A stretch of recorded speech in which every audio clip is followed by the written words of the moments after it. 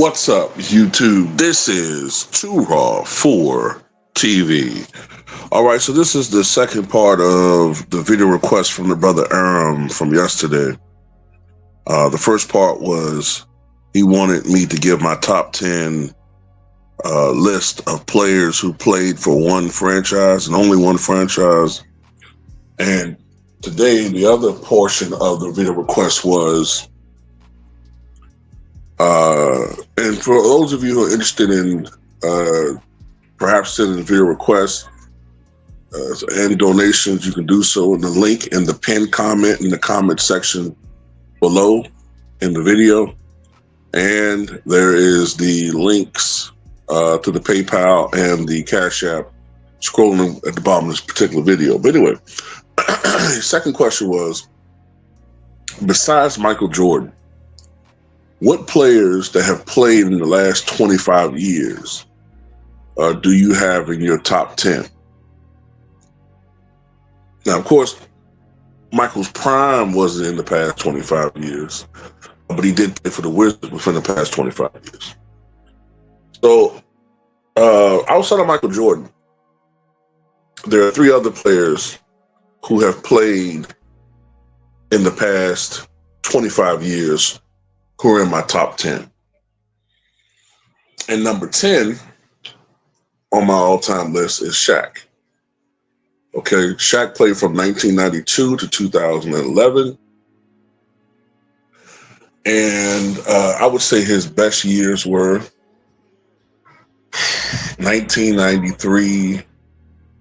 Really, you could say his rookie year too, but statistically, his best years were 1993 to 2003, I would say. Those were his best years. That was his best run. He's number 10. Of course, I think Shaq is the second most dominant player in NBA history behind Wilt Chamberlain. He scored over 28,000 points in his career. Although he was not noted as a defensive beast, he was a guy that still would, give you about.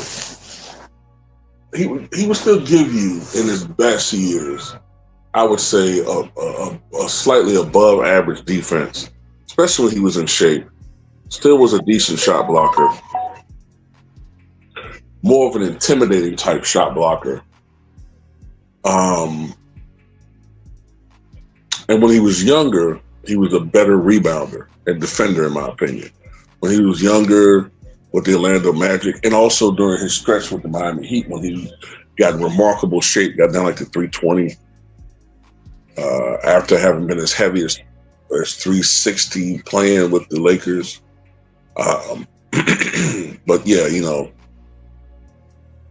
four-time NBA champion, three-time Finals MVP, had some of the most dominant NBA Finals runs we've ever seen, regardless of who his opponents were. And there was a time when Shaq was absolutely an absolute beast, man. Kobe Bryant is Kobe, but sometimes I think we do tend to undervalue Shaq at times, So the other guy who's played in the last 25 years, one of the other two guys who played in the last 25 years who's in my top 10, is the guy that I have immediately ahead of Shaq, all-time number 9, Tim Duncan. Now, Tim Duncan, of course, played in the NBA from 1997 to 2016. Tim Duncan is noted for turning the Spurs from a really good team to almost a dynasty level, if not quite a dynasty level team.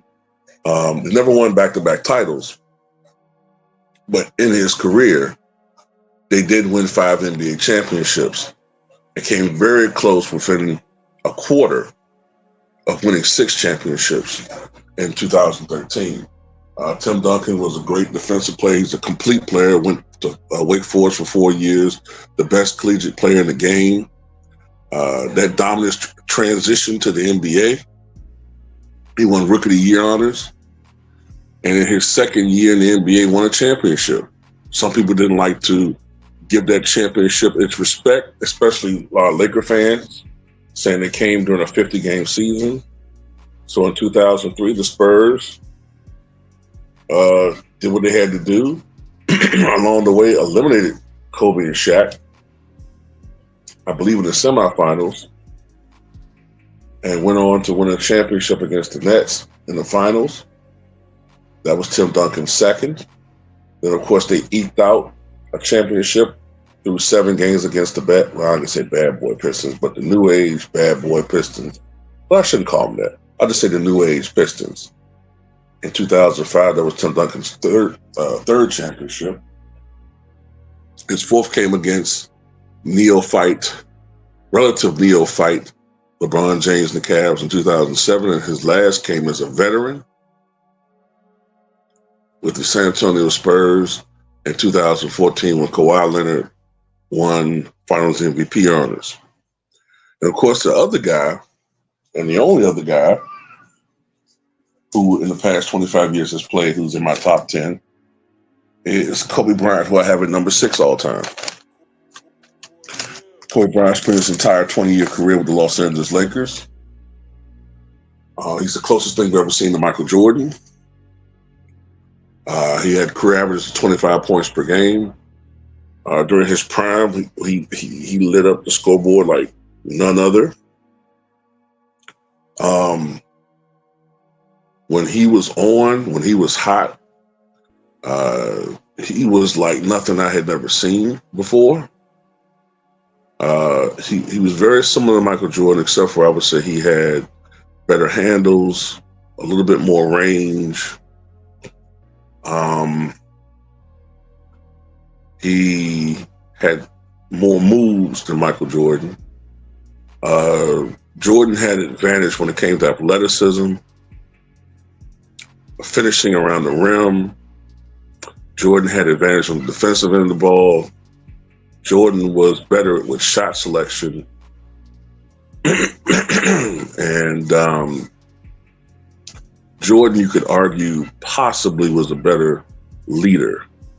But man, they were very, very close. And Kobe Bryant won 5 NBA championships, 3, of course, with Shaq, 2 with Pau Gasol. And he's one of the greats. And he's one of the most influential basketball players the game has ever seen. And yes, some of you might be saying, well, how the hell does he? No, I do not have LeBron James in my top 10.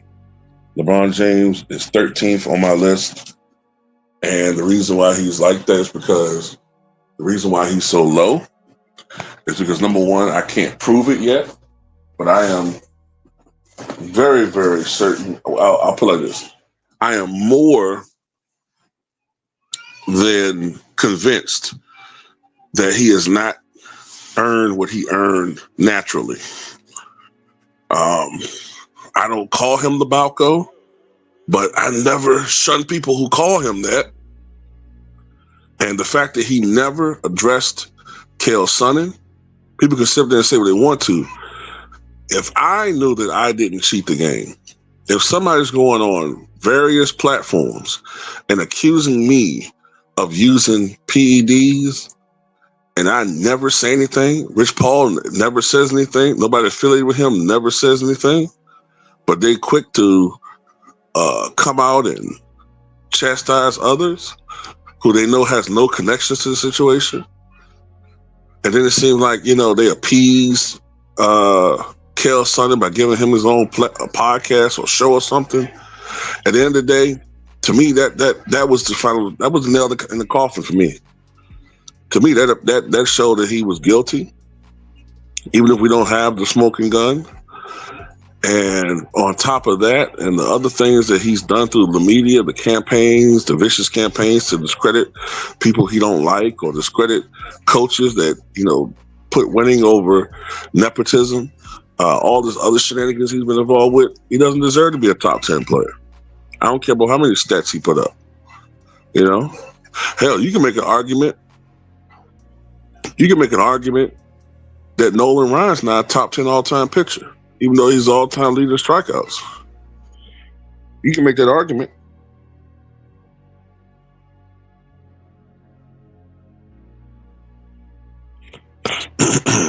You can. probably name 10 pitchers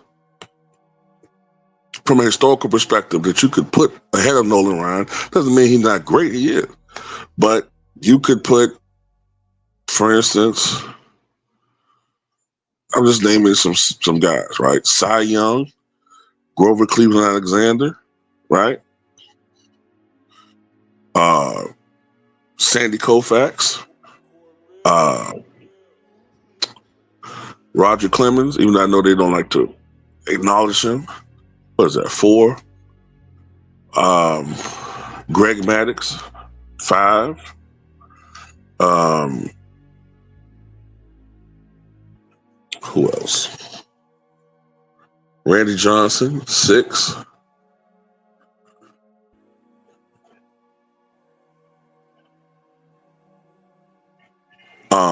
What's his name?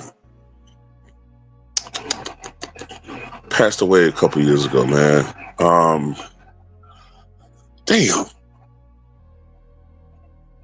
Steve Carlton, 7.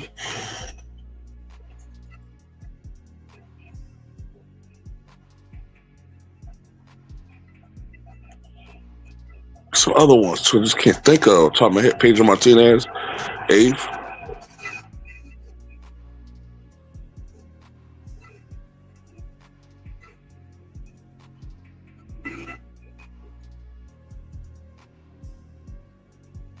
There's some other ones. I just can't think off the top of my head, man. But if you really go through the list, you could make an argument there's some other ones who are ahead of Nolan Ryan, even though he's the all-time leading striker. But anyway, you get my point. Anyway, tell me what you guys think.